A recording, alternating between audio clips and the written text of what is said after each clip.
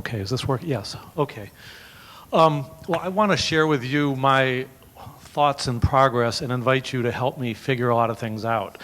I got started on thinking about what I call reinventing law for the commons about a year ago, when I kept encountering all these very highly divergent types of legal hacks in which various commons in a whole variety of different bodies of law, from contract law to land and real estate law to cooperatives to indigenous peoples law and so forth, we're devising hacks as ways to protect the value created by their commons in the face of a body of state law that is philosophically indifferent or hostile to commons. The state law historically being quite focused on individual property rights, economic growth, and the usual types of values. And we saw, for those of you who were in the previous session with Douglas Rushkoff, pointing out how the state and the market from the very inception in medieval times were tightly yoked together. So it shouldn't be a surprise that the law reflects those values quite deeply. And so I set about, first of all, itemizing 5 or 6 dozen different legal hacks around the law to say, well, how can we begin to understand these, and how can we begin to devise types of law that will more effectively protect commons? And I quickly encountered the fact that there's a lot of paradoxes involved, because first of all, the philosophical commitments of conventional state law versus commoning, which is sometimes informal and social and collectively oriented and not growth oriented. So this is kind of the part of the paradox we're dealing with. At the same time, we see how, at least within internal governance, as Janelle explained in her efforts, there are some ways to make this happen. Most of the focus of what I'm talking about is the commons relationships to state law, meaning legislatures, courts, and other formal laws that sanction, or for that matter, criminalize commoning. So this is, I think, part of the challenge, and I want to find a way to devise a body of commons-based legal inquiry that recognizes the socio-legal political dimensions of the commons. So that's sort of the challenge. Now, we can start with a lot of familiar examples in which this has been done. I think of software immediately, and something like the General Public License for Free Software or Creative Commons licenses, both of which are hacks against using copyright law to invert it. Extremely ingenious and effective hacks, but nonetheless hacks, because they don't, first of all, they're not passed by a legislature. They're a license that an individual affixes to copyrighted works. And second of all, they don't really formally recognize collective interest. It's all a matter of individual choice. Nonetheless, a very effective way with its limits for protecting commoning in intellectual property arenas. So I just wanted to give you a sense of this and what I think commons-based law ought to aspire to do. First of all, it necessarily, because government tends to be hostile to this, it requires a shift away from government venues to create this law. So it tends to be law that originates either within the community and then tries to obtain these hacks through the system, as opposed to just going straight to government venues for it. But I identified 9 clusters where there are forms of legal innovation going on to advance commoning.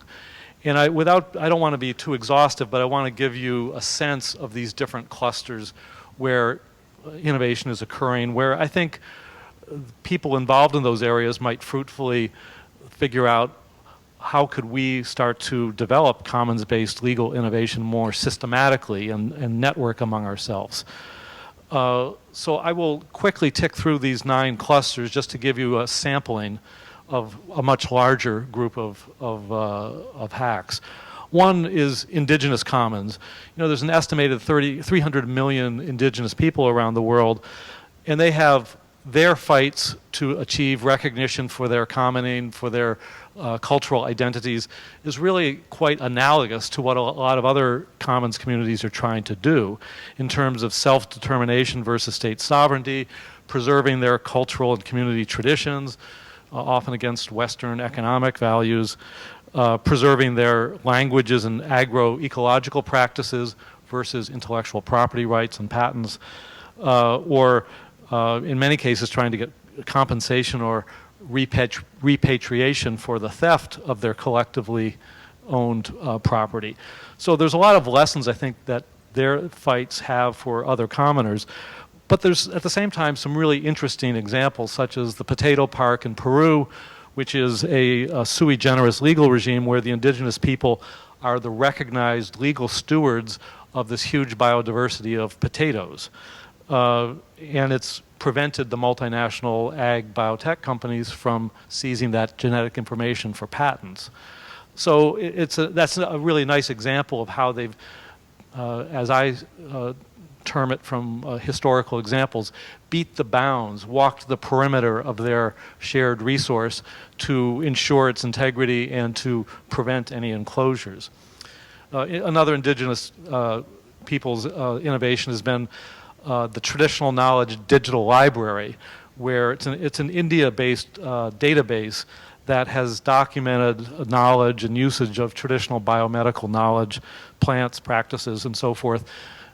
Things like yoga and the medicinal properties of the neem tree to prevent its appropriation and patenting by global corporations. There's a related subsistence commons in the global south where there's a lot of innovation going on, for example, in land law in Africa, which there's a huge land rush going on in Africa where hedge funds and sovereign investment funds are basically conspiring with governments to take over customarily used lands and give them property deed. And the indigenous or the subsistence people have been there for generations, but they've not necessarily had affirmative legal recognition for their use of their land.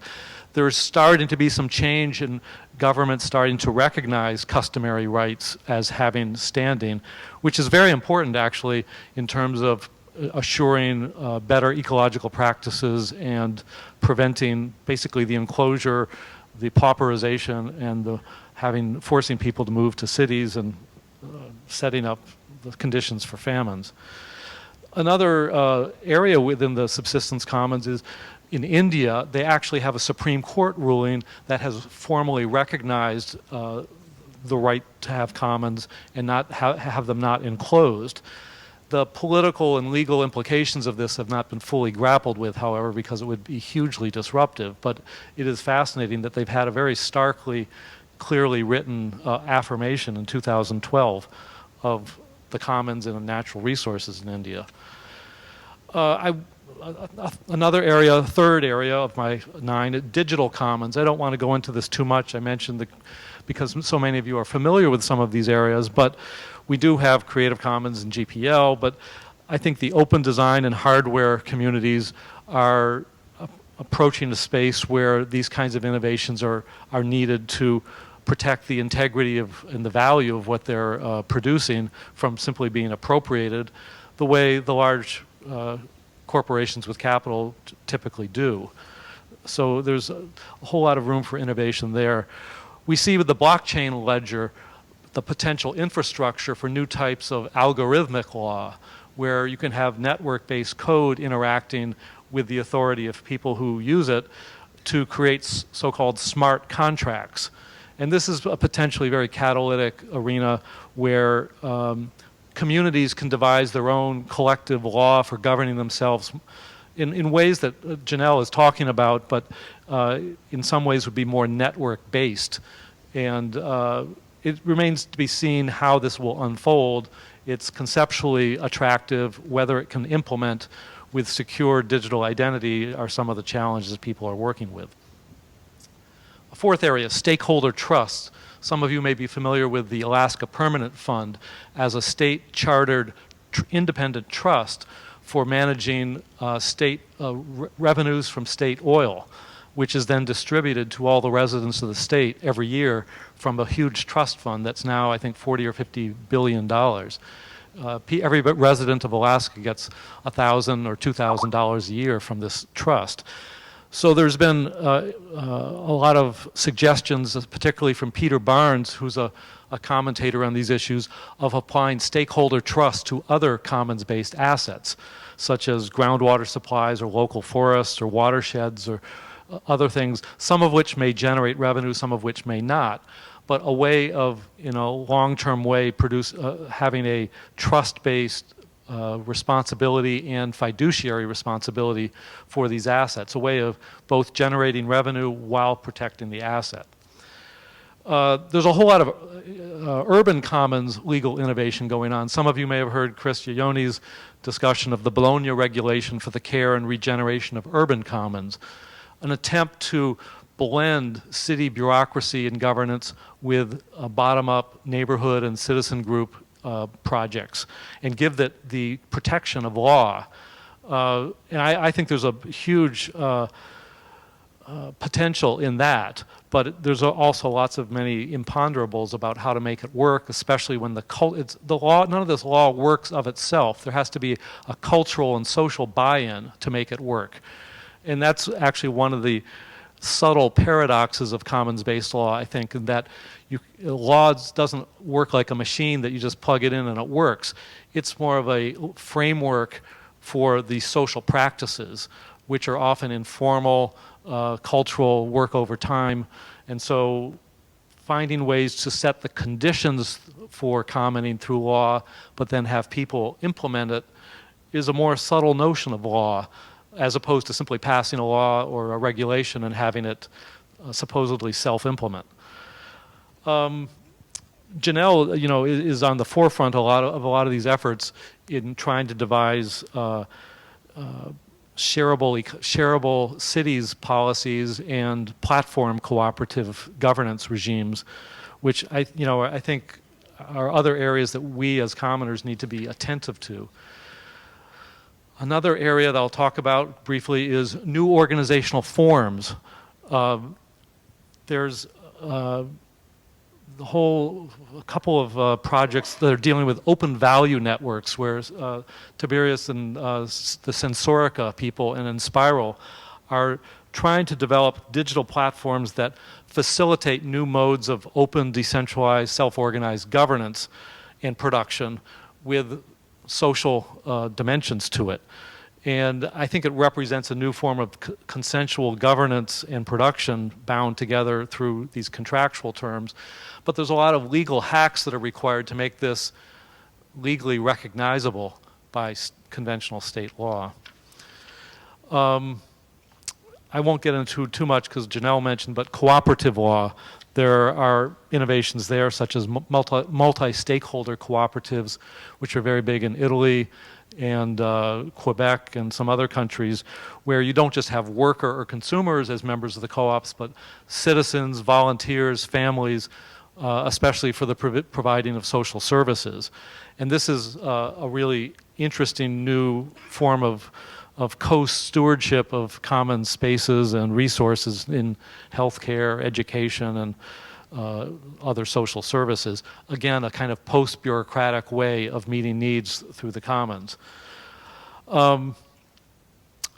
So let me just quickly wrap up by talking about some of the reflections about what these are doing.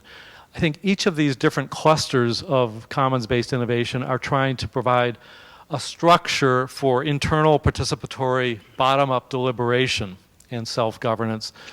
They're trying to protect shared assets from enclosure. This is often, I think, the bottom line is not allowing external market forces and corporations and capital to somehow take the resources of that commons or degrade its community integrity.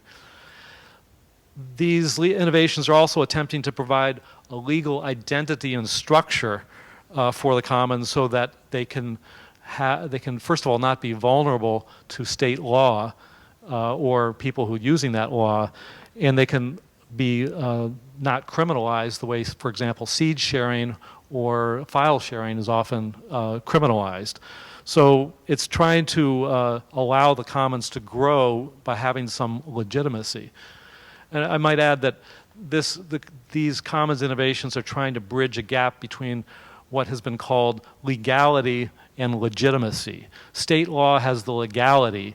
It very often doesn't have the legitimacy. And so I think this really fills an important void, not just for the commons themselves, but societally, as state authority is often called into question, or simply can't work effectively in meeting needs, whereas commons often can. And I think there's also value in these legal innovations challenging the boundaries of current law and, frankly, provoking a debate. There's a whole movement of community charters and anti-fracking bills that our communities say there's no fracking allowed here. And sometimes their legal enforceability is questioned, but its point is precisely to provoke a political and policy debate so that these issues can be rectified through conventional means. But ultimately, all of these ideas of law for the commons are about asserting a different theory of value and values that conventional law and economics is not recognizing. And so ultimately, this is a political struggle as well as a challenge for legal innovation. And I'd like to see more focused, coordinated activity on this front, both within individual clusters as well as more broadly, to take this out of the regime of intellectual property law, co-op law, indigenous peoples law, and more generically address it as related bodies of commons-based law that need to grow together and learn from each other. Because there are things that the digital world could teach the seed-sharing world and so on. And we need that kind of cross-fertilization to go on. So I welcome in these questions or comments ways to help advance the thinking on this, because this is just my first cut on trying to understand this better. So thank you.